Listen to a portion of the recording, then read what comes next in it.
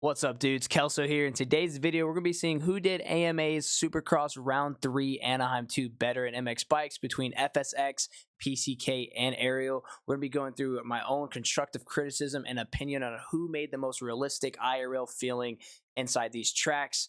And honestly, I just want to say thank you guys so much for the support. Be sure to hit that like button, subscribe button. It just tells me you guys are enjoying this series, and we're going to keep cranking it out for you. Really appreciate that. But without further ado, let's get on the tracks, baby. All right, to start us off here today, we're at Steezy for Anaheim 2. And I just want to say what I enjoyed from the first Anaheim 1 is that you actually did put the pits in here. So I just felt like it was like almost as if it was rushed the second time around for Anaheim 2. I think I would have loved the same aesthetic for having this room actually have some pits in there. So maybe later down the road, redo that. That's my only gripe and complaint is I mean, it's very small, but I really did enjoy the aesthetic of actually having the pits area. But overall, I gotta say the texture or the dirt on this track is absolutely beautiful. I don't know why, but I love a soft kind of gray looking dirt. It really just makes the track kind of pop all around and vibrant. I don't know. A good clay, orange, you know, different stuff like that is really good, but I really like this kind of dirt. So absolutely kudos to you. I did do a couple laps around the track, so we're going to be seeing how I really feel about it. I think the one thing I will say is just the whoops. I feel like they're just too rounded. They're very good. Like, they're not bad. Like, they definitely are a big improvement from what you first had in Anaheim 1. And then San Diego was really good, too. I just feel like have some deformation in them or make them feel as if they're, like, not super as rounded. Could be wrong. But I love that there's a lot of IRL lines that 250s were taking here as well. That's huge. I like the big ball 180 turns, corners, and all that stuff. These are really nice. Being able to hit this triple in with ease, go for like a little triple as well, and then be able to hit a nice, good quad right here. That was a big line for these 250 guys and for really the whole night. So thought that was possible. Nice triple in, can go triple, and then really just having this outside option to where you can go triple or double. But if I really had to take anything away from this track, it's really the aesthetic of the of the pits and then the whoops. And the whoops aren't even that bad. Like I said, like I'm not mad about the whoops at all. They feel great. The scaling's great. And I just enjoy that a lot of these tracks are very good beginner kind of basis. Like it is a challenge to it, especially trying to learn Supercross at all. And I'm not ever discrediting saying that your track is easy. That's not what I'm saying at all. I just feel like the flow that you have around here is definitely worth it for beginners. Like just like the sand is very flat, right? The sand is very flat into when like we're gonna get on PCK later, right? But it's flat, it's smooth, it's a sand texture to where you're obviously gonna have a little bit of slowed down mechanic physics, but it's not to where it's super rough to where new beginner riders have to like literally have to work their way through the sand or find their lines, right? So I think that's an absolute W in my book that you made it more beginner friendly. The rhythms, man, like I said, these are really nice. I am going to go back around there one more time and probably do the double in, see if it's possible.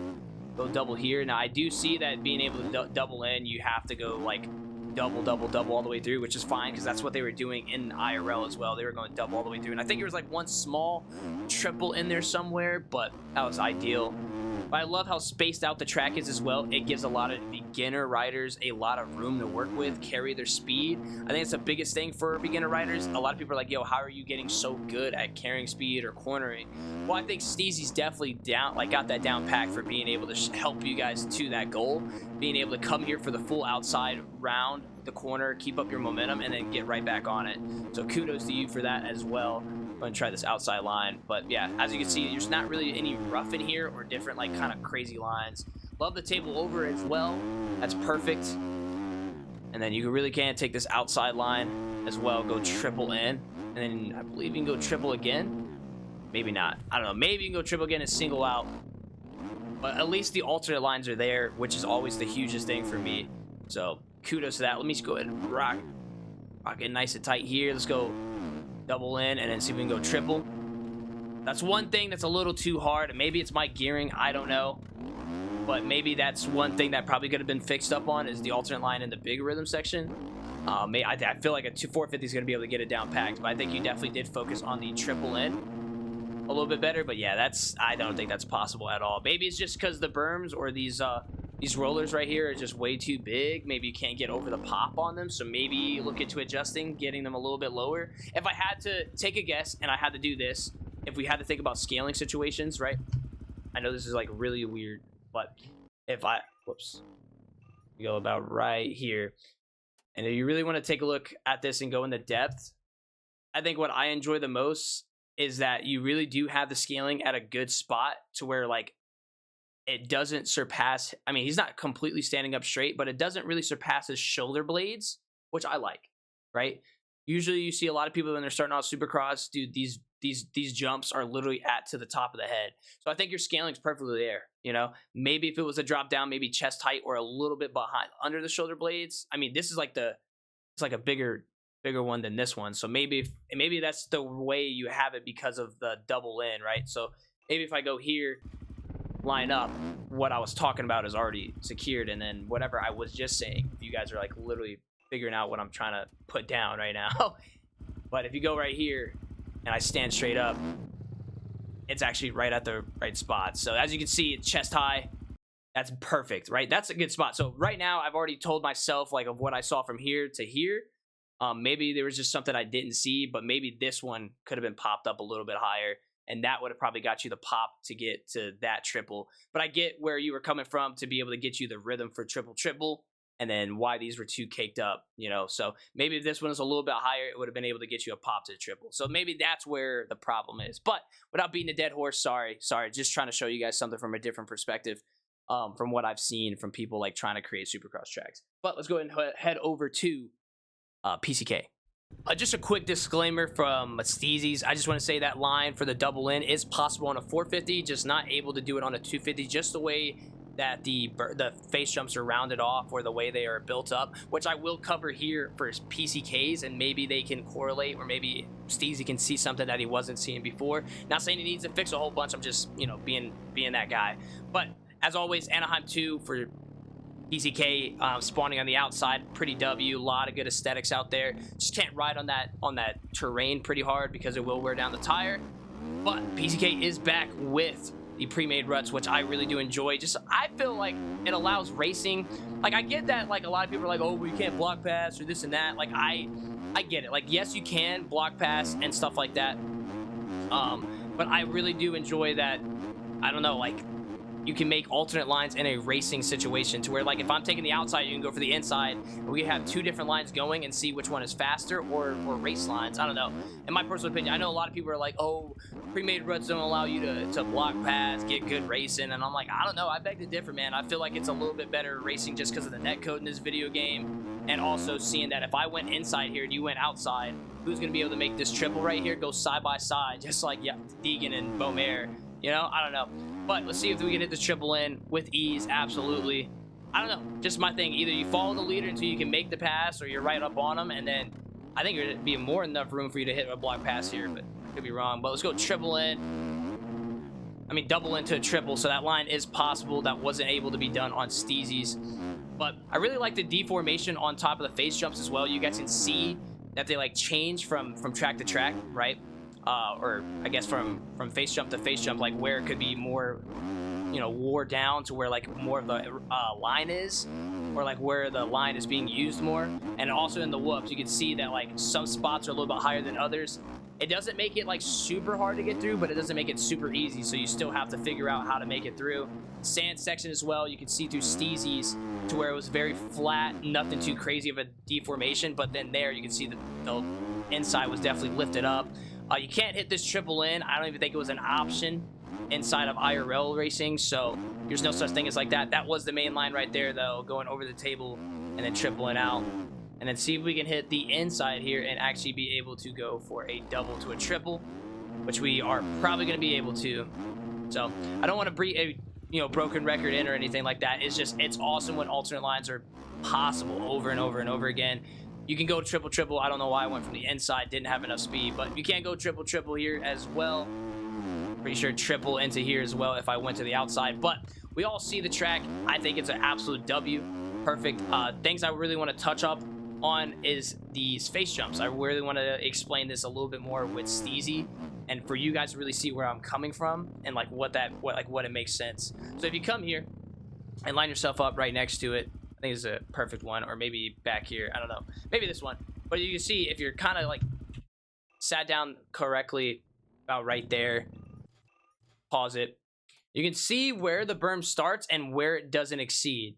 So berm starts obviously at the floor, but then where it doesn't exceed is the abdomen. I don't know if Steezy you can like understand what's going on here, but it doesn't exceed the abdomen. Yours is, as you can see, was up like shoulder width. All your berms and stuff were shoulder width. I probably can show another one to where like I don't think any of these are going past the shoulder. Maybe if like obviously it's a bigger jump, a little bit of a bigger height jump, but regular rhythm side sections, nothing going past the abdomen. And I don't know, that to me. And then you can also see that yours was rounded out. If we were able to do a side-by-side situation of these, yours is way more rounded out. And then you can see how much more peaky or just narrow. Like yours is like a roller to where like you can see the roundness. This is more like up and slanted. You can see the little slant. I don't know if that makes any sense. Like up, and then instead of rolling, rounding, it's like up and then slanted down. So that's maybe one thing you could probably take into consideration, or constructive criticism to maybe create for later. I know it creates a little bit hardship for it, and I know you're more for the beginner side or friendly for free tracks. So maybe that's something you can work on in the future. But without further ado, this is PCK. Let's head over to Ariel. Now, as we make this quick cut again, I just want to say I never made a track in my life at all. But, you know, real recognizes real, and simple things like that I can really just point out. And you can see the difference from what makes you go higher or what makes certain things pop. And it's just that. So I don't want to like let anybody off to a stray that I create tracks or I know exactly what I'm talking about. But I have been working with Panda at times when he's actually creating the track, and I just know what he's saying and what he's doing. So yeah, by all means, no track creator. But with that also being said, as you can see that the spawn point for Ariel is right next to the finish line. That's the huge reason behind that is you want as many reps as you can get in qualifying without having to go so far away. You really understand it once when you try to qualify that every second counts. But honestly, in my own opinion, Ariel, dude, I think they did it the best for Anaheim too. I mean, this is the only track I really didn't have a gripe and complaint that I really didn't feel like I can get around the track or have alternate lines. Yes, some situations was not alternate line, and it is still going to be one line, but I felt as if like there was a lot of different situations I can get through to where like if I needed to take an alternate line, I could. Now you can't go over the table and triple out. That is impossible on a 250. Same thing for this triple in. You can go triple in, triple, but you can't hit the quad, so you would just have to go over. So I'm going to show you that as well. You cannot go triple, and then quad. So you have to go here, and you have to scrub, and then double out, which is still a huge line. You're able to hit a alternate line in there. You're still able to hit triple in here, which I enjoyed. It's definitely a stretch, not easy, right? But then you also have this little hyped up spots where you can go up and over and then triple out, where you can go double. And that's what I started to realize, like, this was the best W out of the year so far for me from Stone Rider. Just having those alternate lines, you know? We all know what fast race lines are. We all know what the qualifying lines are. But being able to get those alternate lines inside of a race is what really matters. I don't want to play follow the leader to where it's like, man, I got to wait for him just to crash in order for me to get past him. Like, if I feel like I'm faster in one section or different spots, like, if I can at least take a different alternate line, let's go for it. Let's try it, you know? Like, that's the whole point of racing. So, I don't know, to each their own for sure, but that was another thing. You can do like a wheel tap in here and then go over. But yeah, that was probably the main line right there, just for sure, every time. But yeah, I really overall enjoyed it. Really enjoyed the one-to-one scaling to the best of his ability. But you can't go double in, which was huge. This was like the first time ever he did something like this. Was able to go double in. Obviously, I didn't get the drive in. We'll go back around. Why not? We'll go back around so I can show it. But with that being said, yeah, this is the first time ever that he actually made alternate lines from San Diego. Real, in my own opinion, alternate lines from Anaheim 1 and San Diego. So this was like the biggest jump for me to feel at home, have a little bit more faith in him. So there you have it. Just like that, jump over, and then you're able to hit the triple out. I think my gearing's a little bit soft, so I have to upgrade to, or upshift to fourth gear for sure next time. But yeah, I don't know. I didn't really have much gripes and complaints on this. This was such a fun track. I should have took that double in, but we all know that it's there. But the only thing is the E-road, right? He doesn't make any, you know, pre-made ruts. So getting into the E-road a little bit higher and then having to figure it out yourself, that's the only thing that challenges. But as always, the whoops are not your best friend. You know what I mean? These whoops are definitely a little bit harder. I like the way they are. They definitely have a sense of urgency. They're definitely spaced out to a good spot to where your front wheel can hit, and then your back wheel comes right after if you can run through them, right? And that's one thing that PCK and Steezy can take from it, is definitely work on just your whoops times, dude. Just to where they're a little bit more tougher, but they're at the right spot. So W to that for sure. But yeah, other than that, I really don't have anything else to harp on. I mean, overall, if I had to choose in a situation of which one I thought Anaheim 2 went in order for myself, it'd probably go Stone Rider. First time I'm actually putting Ariel on the track right now as top one. I'd go Ariel for me, PCK, and then Steezy. I think for Steezy, just literally fix up on being able to lower your face jumps. I feel like they're a little bit high, just for the alternate situation. They're not bad. They're definitely beginner friendly, and that's it. I mean, that's all I had, is just face jumps, maybe making your whoops, maybe fixing up your whoops as well. Maybe not so rounded off, maybe a little bit more peaky. That's it. And then for PCK, shoot, if I had to take one thing out of it, I think just, I don't know. I don't think I had one thing to really complain about, and I don't want to sound biased here. Like, I don't think I have a bias towards it. I just didn't really have anything. I felt like IRL lines are all there, everything. I think Anaheim 2 was his best addition. So I have to put it number 2. I don't really have any gripes and complaints. And for Ariel, I don't have any gripes and complaints other than just stop making it one line. Simple. You know what I mean?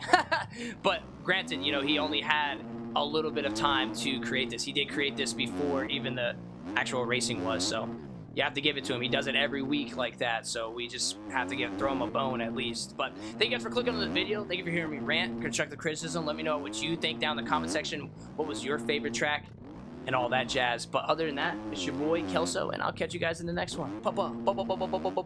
Peace.